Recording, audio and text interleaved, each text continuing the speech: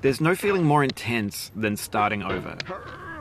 If you deleted your homework the day before it was due, as I have, or if you left your wallet at home and you have to go back after spending an hour in the commute. If you won some money at the casino and then put all your winnings on red but it came up black. If you got your best shirt dry cleaned before a wedding and then immediately dropped food on it. If you won an argument with a friend and then later discovered that they just returned to their original view. Starting over is harder than starting up. If you're not ready for that, like if you've already had a bad day, then what you're about to go through might be too much. Feel free to go away and come back. I'll be here. Alright, thanks for coming with me on this trip. I'll understand if you have to take a break at any point. Just find a safe place to stop and quit the game. And don't worry, I'll save your progress, always, even your mistakes. This game is a homage to a free game that came out in 2002, titled Sexy Hiking. The author of that game was Jazuo, a mysterious Czech designer who was known at the time as the father of B games. And B games are rough assemblages of found objects. Designers slap them together very quickly and freely, and they're often too rough and unfriendly to gain much of a following. They're built more for the joy of building them than as polished products. In a certain way, Sexy Hiking is the perfect embodiment of a B game. It's built almost entirely out of found and recycled parts, and it's one of the most unusual and unfriendly games of its time. In it, your task is simply to drag yourself up a mountain with a hammer. And that act of climbing, in the digital world or in real life, has certain essential properties that give the game its flavor. No amount of forward progress is guaranteed. Some cliffs are too sheer or too slippery.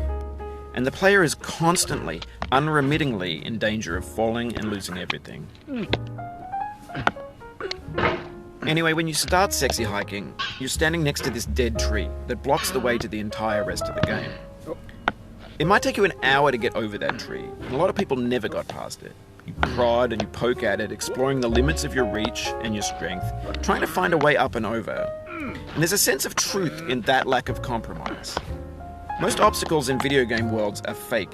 You can be completely confident in your ability to get through them once you have the correct method or the correct equipment or just by spending enough time.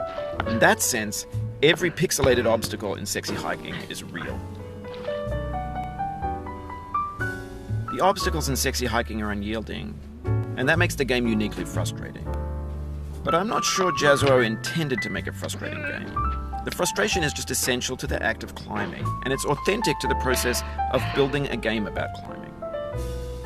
A funny thing happened to me as I was building this mountain. I'd have an idea for a new obstacle, and I'd build it, test it, and it would usually turn out to be unreasonably hard. But I couldn't bring myself to make it easier. It already felt like my inability to get past the new obstacle was my fault as a player rather than as a builder. Imaginary mountains build themselves from our efforts to climb them, and it's our repeated attempts to reach the summit that turns those mountains into something real. When you're building a video game world, you're building with ideas, and that can be like working with quickset cement. You mold your ideas into a certain shape that can be played with, and in the process of playing with them, they begin to harden and set until they're immutable, like rock. And at that point, you can't change the world.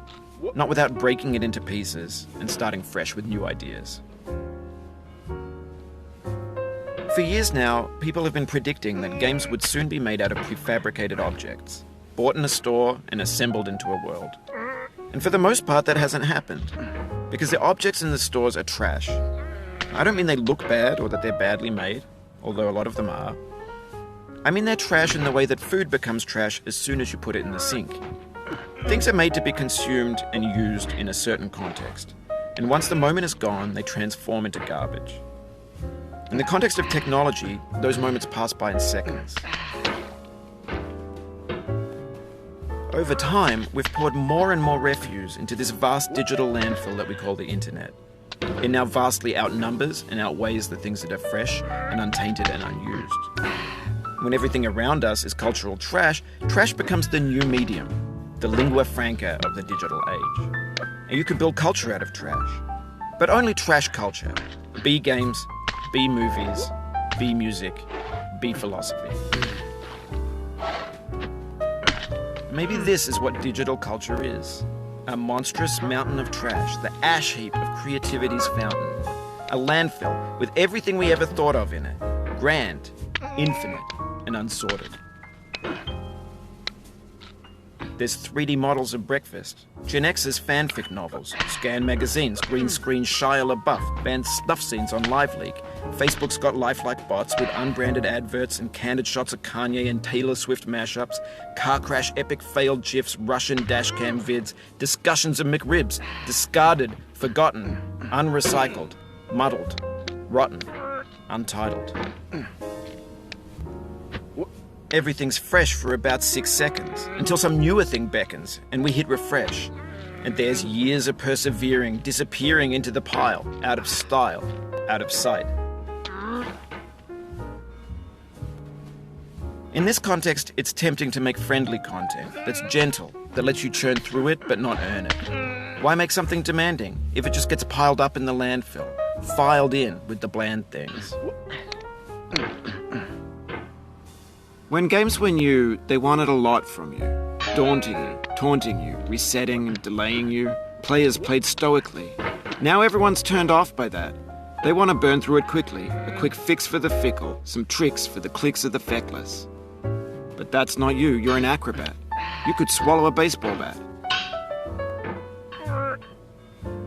Now I know, most likely you're watching this on YouTube or Twitch, while some dude with 10 million views does it for you, being fed chewed up food. That's culture too. But on the off chance that you're playing this, what I'm saying is, trash is disposable, but maybe it doesn't have to be approachable. What's the feeling like? Are you stressed? I guess you don't hate it if you got this far, feeling frustrated. It's underrated. An orange is sweet, juicy fruit locked inside a bitter peel. That's not how I feel about a challenge. I only want the bitterness. It's coffee. It's grapefruit. It's licorice. It feels like we're closer now. Composer and climber, designer and user. You could have refused, but you didn't. There was something in you that was hidden, that chose to continue. It means a lot to me that you've come this far, endured this much. Every wisecrack, every insensitivity, every setback you've forgiven me is a kingly gift that you've given me.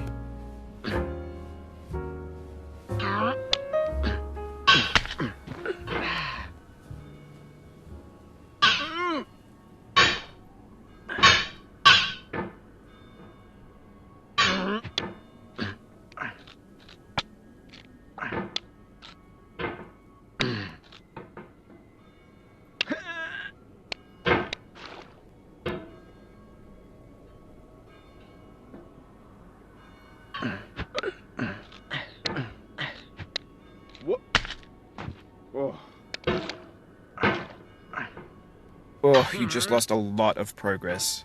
That's a deep frustration, a real punch in the gut.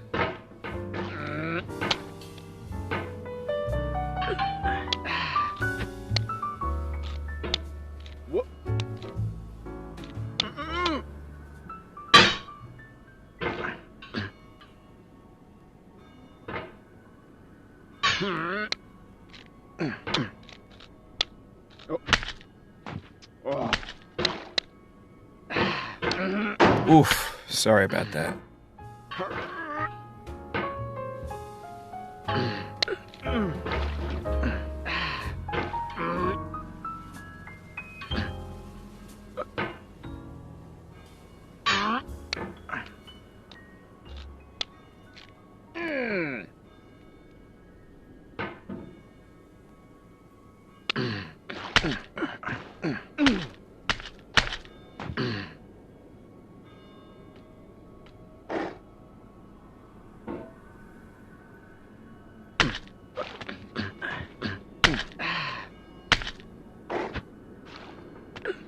We have the same taste, you and I. It's not ambition. It's ambition's opposite. An obdurate mission to taste defeat. You'll feel bad if you win, so I put this snake in for you.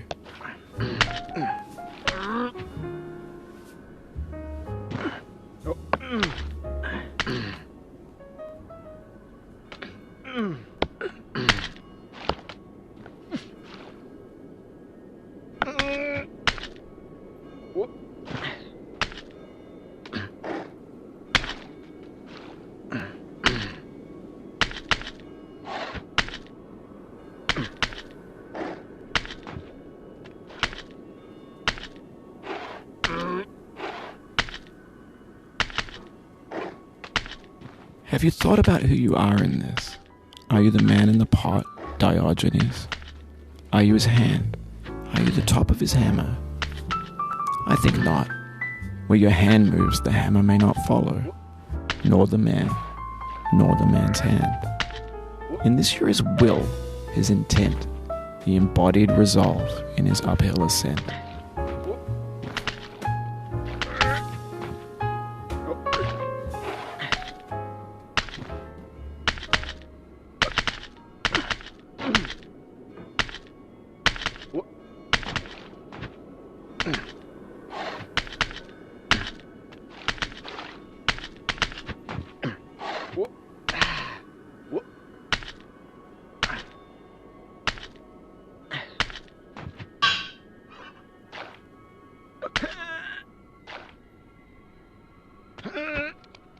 Now, we've conquered the ice cliff, the platforms, the church, and the rectory, the living room and the factory, the playground, the construction site, the granite rocks, and the lakeside.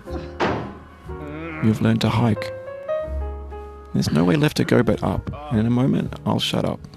But let me say, I'm glad you came. I dedicate this game to you, the one who came this far.